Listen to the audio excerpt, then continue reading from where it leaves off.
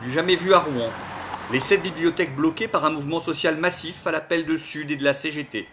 Pour parler des bibliothécaires en colère, José Marin, syndicaliste Sud. Il y a une espèce de pourrissement sur un certain nombre d'années, de mois, d'une politique aveugle, on va dire aveugle et sourde, à ce que peuvent vivre des êtres humains qui s'appellent des agents.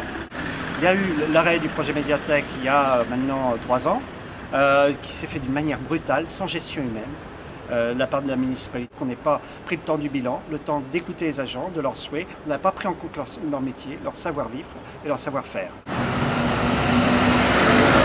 On est passé tout de suite à une politique on va dire galopant, d'un espèce de projet qui s'est appelé RNB, de la part de la mairie, et qui en fait avait pour cible de faire quelque chose de très glamour au niveau de la ville, mais sans donner réellement les moyens techniques, les moyens humains. Globalement, on demande de plus en plus aux gens d'oublier leur métier, mais de faire quelque chose qui fait vitrine, qui fait smile, qui fait glamour et qui fait un peu hypermarché, quoi.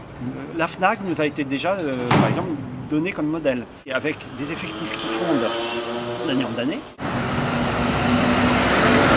Les magasiniers ici, à la bibliothèque Villon, ils étaient 10-12 il y a 10 ans. Aujourd'hui, ils sont 5.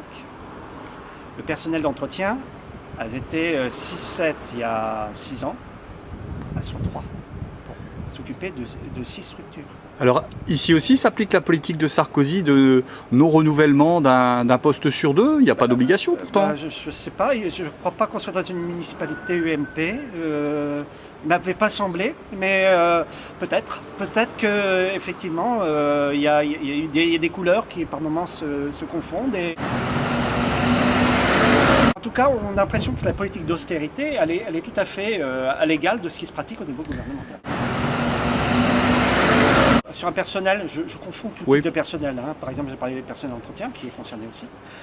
Sur, on va dire, 80-90 personnes, parce qu'il y a des postes pleins, des demi-postes, voilà.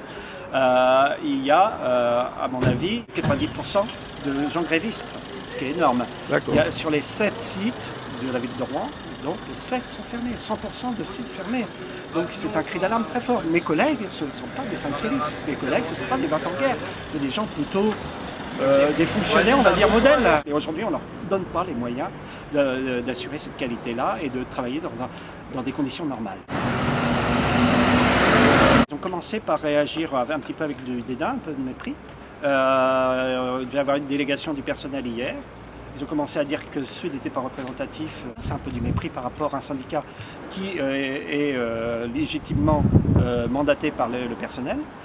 Ensuite, ils ont commencé à dire que le personnel devait se déplacer soit sur du temps syndical confirmé, soit en posant des feuilles de congé, c'est-à-dire du personnel en souffrance, du personnel en difficulté, qui pose grève, ce qu'ils n'ont jamais fait de leur vie.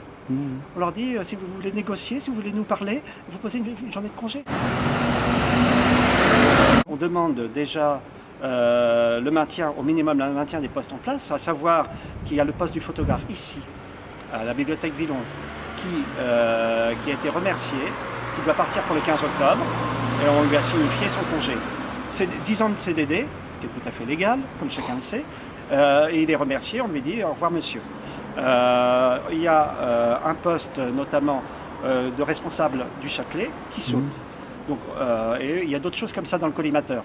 Donc, on demande au minimum le maintien des postes qui sont supprimés et, a fortiori, d'autres postes pour travailler enfin de manière satisfaisante et pour une qualité de service public, parce que c'est ça aussi qui se joue, c'est la qualité de service public.